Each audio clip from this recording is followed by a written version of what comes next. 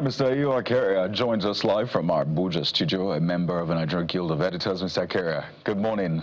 And I don't know, is there a greeting for the last day of the year? Because we do love our greetings in this part of the world. It's a pleasure. I've been away from Abuja for a while. Well, I can't see you in the studio. Apparently, the monitor here is not on, but I can hear you, so I hope I can just follow up. But it's a pleasure being here this morning. I have been in Delta for more than 4 weeks to also monitor developments in my state, particularly the progress being made by the governor of the state and all elected public officials of the state. It's been interesting so far. And a pleasant new year started from tomorrow. There's a lot loading for Nigerians, the tax reform act. The president insists is keep kicking off tomorrow. So wait and see how all of that play out.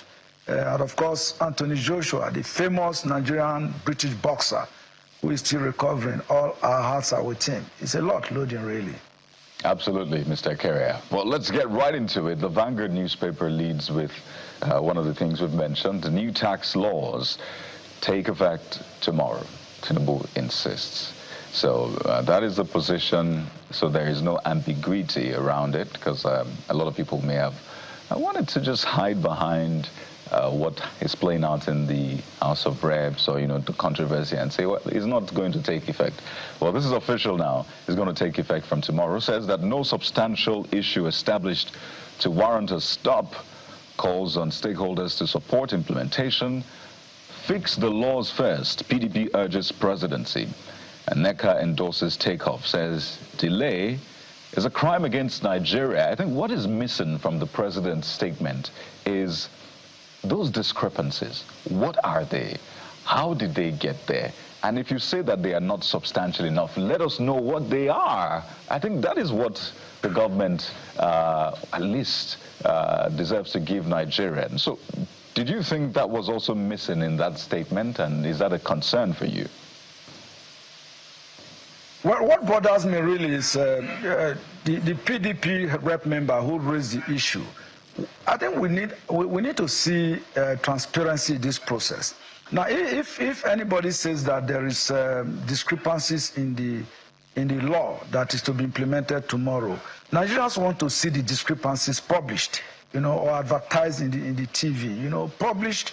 I think that the parliamentarian, the lawmaker, needs to clearly identify what the discrepancies are, put them out there in the public domain so that Nigerians can see what the National Assembly passed and the alleged insertion in the new law.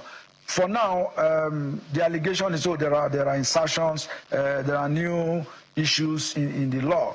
And the presidency said, look, there's no substantial issue there that can warrant non-implementation of the law. And nobody is putting anything out there. It's just English, it's just grammar, it's just semantics that both sides are speaking. So if the PDP is not putting it out there, I expect the federal government to publish the law that is to be implemented, because most Nigerians don't even know. We just know that, look, the Tax Reform Act has been passed into law. It is to be implemented tomorrow as the federal government insists. No, what is the law about? Can we just have a bullet highlight of the law, the key areas?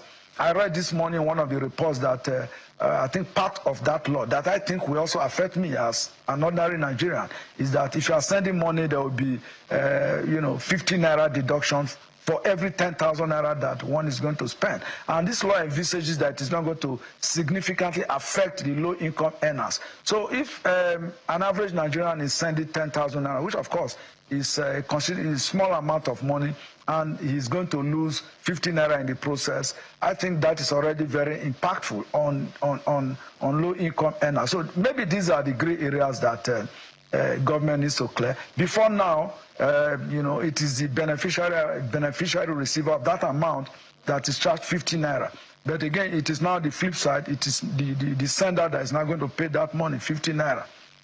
The government is also saying that all of the laws that were implemented, the Tax Act that has been implemented on June 26th, this year, 2025, that along with the new set of laws will come on stream from tomorrow, January 1. Nigerians want to see the whole gamut of the laws, how it affects them, how it doesn't affect them. the semantics that low-income earners are not going to be affected, vulnerable Nigerians will be exempted from the new tax law. People also want to see it in black and white, clearly printed out, so that we can know what the law is and the so-called insertions or the discrepancies. So Nigerians can then make their judgments from there. Indeed, Mr. Keria, you're quite accurate in that regard. And I recall that there was also an advocacy that by the Presidential Committee on Fiscal Policy and Tax Reforms, that the laws be published in different languages, key languages, such that Nigerians have a firm understanding of the direction of the new tax laws and the implications for their income as well. We don't know what progress report we have on that one, but it looks as if, with the president's comments, the ship may have sailed on the alleged discrepancies. But understanding, we can only be hopeful that more steps will be taken in that regard. But let's head to the Guardian newspaper, which also covers that, by the way, on the sides. But the Guardian is causing us to reflect on something entirely different as far as its big story is concerned. It's on cooking gas. Over 20 million households stick to firewood, charcoal, over affordability, and we see there, a breakdown of the indicators of the report. 20 million plus households still rely on firewood and charcoal. 1.5 million households switched to LPG in 10 years. Some out of the 1.5 million now reverting. LPG use 250,000 metric tons from 2014 to 1.5 million metric tons in 2024, Mr. Keria. And so what does this say about the reported progress on the economy, on the strength of the reforms of the administration, and also you could also cite the drop in inflation and the stability that we have reportedly experienced in 2025? Well, for me, this is one area I think the government, whether the federal government or the subnationals, the state governments, can intervene to alleviate the suffering of Nigerians. Don't forget, before the 2023 general elections, Nigeria was rated as the poverty capital of the world, where there's multi-dimensional poverty. Now, that cascades down to the real issues.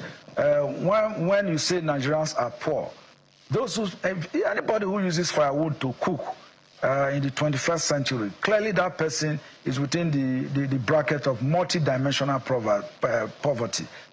That household or that individual is really, really very poor, that he or she cannot afford the LPG, that's cooking gas. So the point I'm making is, the federal government needs to subsidize very significantly, the price of LPG, that is cooking gas.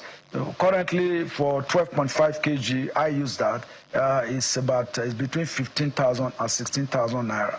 I think the government can do well to bring that down to about 5,000 or 6,000 naira, so that Nigerians can afford it, and then of course the accessibility and the availability of that product. If it is there, I'm sure most Nigerians will want to use cooking gas. Don't also forget that this country has ratified all of the international instruments on climate change and all of that.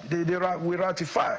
The country is very quick at signing on to these agreements, but implementation back home, has been very, very lax. The political will or the commitment to ensure that, it cascades down to the average Nigerian, so that we can actually benefit from some of these international instruments. It's not yet there. So this is an area I think the government will need to look at. If the government is not bringing down the price of fuel, which has been left to market forces to determine. That of LPG, not everybody uses fuel anyway, because that has also been the argument. Not every Nigerian drives a car or has a motorbike to put fuel. Not also every Nigerian has a generator that you need to buy fuel into. But every Nigerian cooks food to eat. And so if if the price of cooking gas is brought down, that is going to directly affect almost every home in the country. And of course, that is also going to save our forests and our woodlands. Right now, as we speak, if you travel across the country, I told you I just returned from Delta. If you look right and left as you travel along the road, you can hardly find, mature wood. They've all been hewed and cut down for maybe either cooking or illegal exportation to China and some other countries. So these are areas that the government will have to quickly look at for the benefit of the average and poor Nigerian. All right. Next up is the Nigerian Tribune, leads again with the tax laws. But let's skip that because we've talked about it and we already know that that's what's coming. But you see just right on top of the front page, how APC's tsunami reshaped Nigeria's geopolitical map in 2025. FG denies plots to target opposition figures, dismisses ADP4VIP document as fake. So this is how the Nigerian Tribune is captioning what happened in 2025, APC tsunami, and really that's what it looks like, because you can see the APC flag sweeping across Nigeria, and it's really ironic because you find states where you never thought that, hey, this state will go to the APC, or at least the governor will go to the APC, and here they are, APC members. In fact, we understand that there's another state that is already in talks with the APC. So this kind of tsunami, can it be a good tsunami? Because all the tsunamis I've known are usually bad. Well, I laugh. You said it all. Tsunamis are usually bad. They come with a lot of agony, pains, and destruction. Well, but I think this is a different kind of tsunami. Nigerians are yet to fully understand what is going on. You know, the APC broom that is sweeping across the 36 states, and of course, maybe even Abuja, where we are here. For me, as a journalist, I still cannot really come to terms with really what is going on politically. But I'm already preparing my mind post APC sweeping of the states. After that, what is next? What is going to happen to Nigeria's democracy? Are we still going to, what brand of democracy will we be practicing? Can we still then say it is inclusive and multi-party democracy? Because the beauty of democracy itself, by every stretch of imagination, is when people have divergent political opinion, have ideological leanings, whether you are to the right, to the left, or to the center, whether you are a progressive, you are a capitalist, you are a socialist. I mean, those are the defining ideological parameters for forming political parties and for registering as a member of any political party. But as it is really not clear what Nigeria is getting into.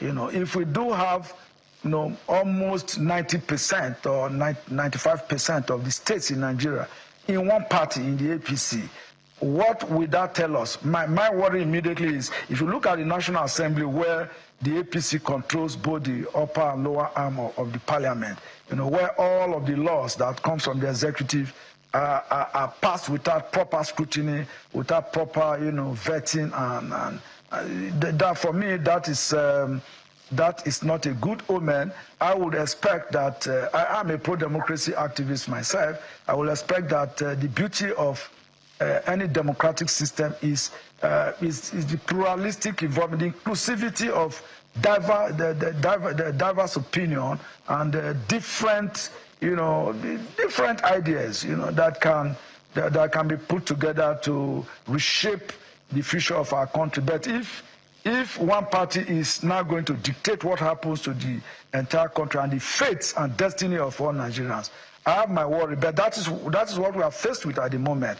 Again, it is the politicians doing their thing, the governors, the president, the parliamentarians. Nigerians are not the ones moving into these parties as we speak. Maybe when we come to election, if Nigerians do vote for the APC overwhelmingly, it means that the APC have the buy-in and support of Nigeria. But at the moment, I still see it as, politicians doing their thing, political alignments and realignments are going on, interests are being negotiated, and they are all falling falling in. But we'll see if what is playing out has the buy-in of Nigerians in the days ahead. It's not far. We are moving into 2026 already. 2026 is the electioneering year where maybe the APC now, the French parties, the small parties that are able to survive this tsunami, will come to Nigerians with their manifesto, with what they have for Nigerians, and then, of course, Nigerians will have to make their choices from there. We wait to see. It is a developing story, and it's a huge, it's a big story that is developing. Maybe by the time the APC hosts its convention, and losers from the convention, from the appointments and elective offices, the losers will come out then to start telling Nigerians what is actually happening. And of course, they want to fall back to these fringe parties. At that point, Nigerians will know what has been transpiring, what is hitting them, the thunderbolt that is hitting them at the moment. But as it is, those who are blaming the president, I don't think President Bola Tinubu has any blame here. It is just the politicians doing their thing. This is my view. I like your description, Mr. Keria. It's a thunderbolt, but it's a broom. It's a broom, ironically, that is causing this thunderbolt that is sweeping through Nigeria's geopolitical map. But let's head to Daily Independent now, which, of course, leads with the president's decision to go ahead with implementation of the new tax laws. But look at the top corner, left corner of Daily Independent, and it talks about the gains, albeit, paradoxically, of the democracy that you've been talking about. Insecurity, high costs, others make farmers vulnerable despite improved harvests in 2025.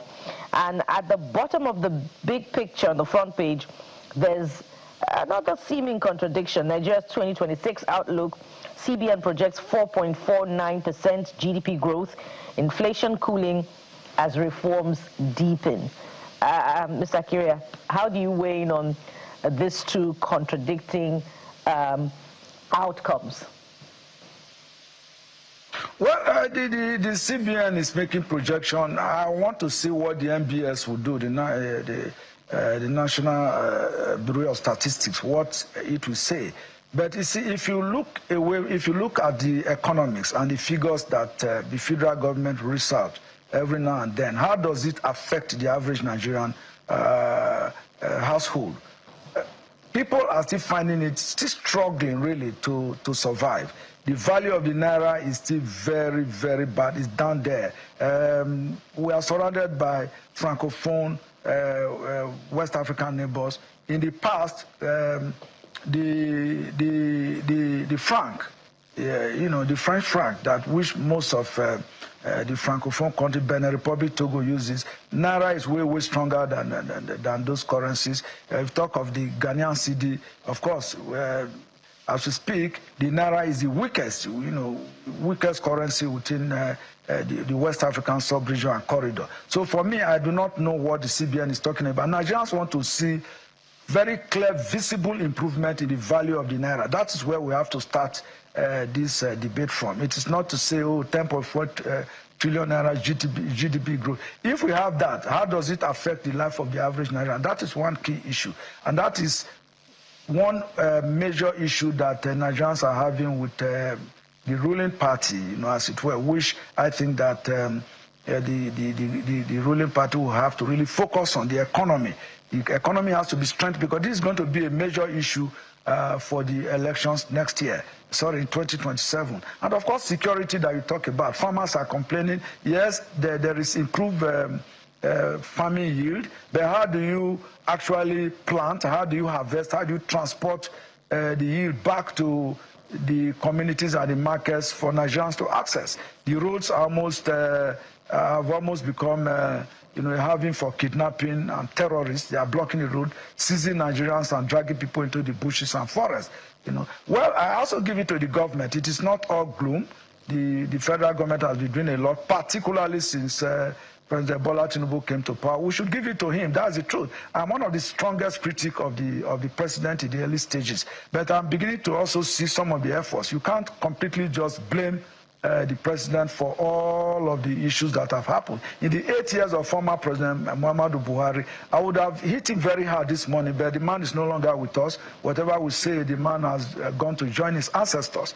He really messed up, Buhari messed up this country on all fours, whether in the area of fighting corruption, whether it is in the area of security, economic management. It was a total mess. And so it's become a Herculean task for President Tinubu and his team to try and clean up the mess and reposition the country.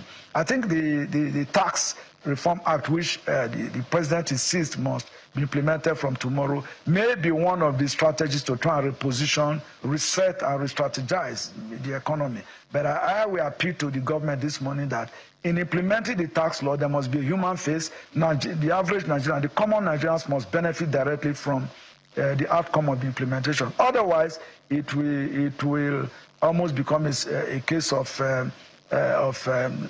moving from the fry pan to fire, because Nigerians are already burning and the heat is on. So we don't want more heat. The New Year starts from tomorrow. As we told the New Year, we want to see some relief. Right. We want to see some sigh, such that Nigerians will say, oh, indeed, the benefits are beginning to yield results. Don't forget, the president himself also said that all the reforms, whether economic reforms, security reforms, and all the sector reforms across the sector, is like a pregnant woman that is going through labor pain, and that very soon Nigerians, when the child is delivered, relief will come. We hope that the child has been delivered now. From tomorrow, we'll celebrate the outcome of those of the reforms of the government.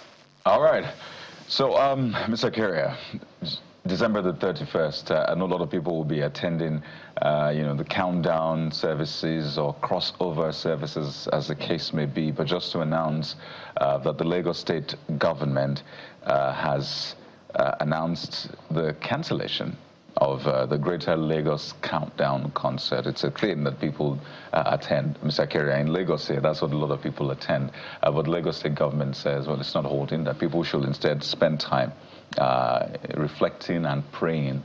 So apologies on behalf of the Lagos State government to those who have bought their clothes and their shoes for the Greater Lagos Countdown. It's not going to hold anymore. So there you go, Mr. Carrier. We have to thank you so much for your time, and we wish you a greater 2026. Thank you, as always, Mr. Carrier.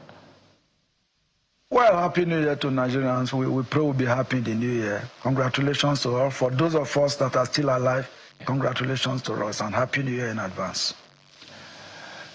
There you have it. That's our very last newspaper review for 2025. Hey, 2026 is tomorrow, and we'll have another paper review by then, by God's grace. But we'll take a moment now, and when we return, I'll walk through some of the major political events played out this year, and the one that is expected to play out today, the governor of Kano State expected to move from the NNPP to the APC. There's been a lot of controversy around that. Mr. Peter Obi also reported to announce his movements today as well. So there's still a lot in 2025 politically. So stay with us. We'll be right back.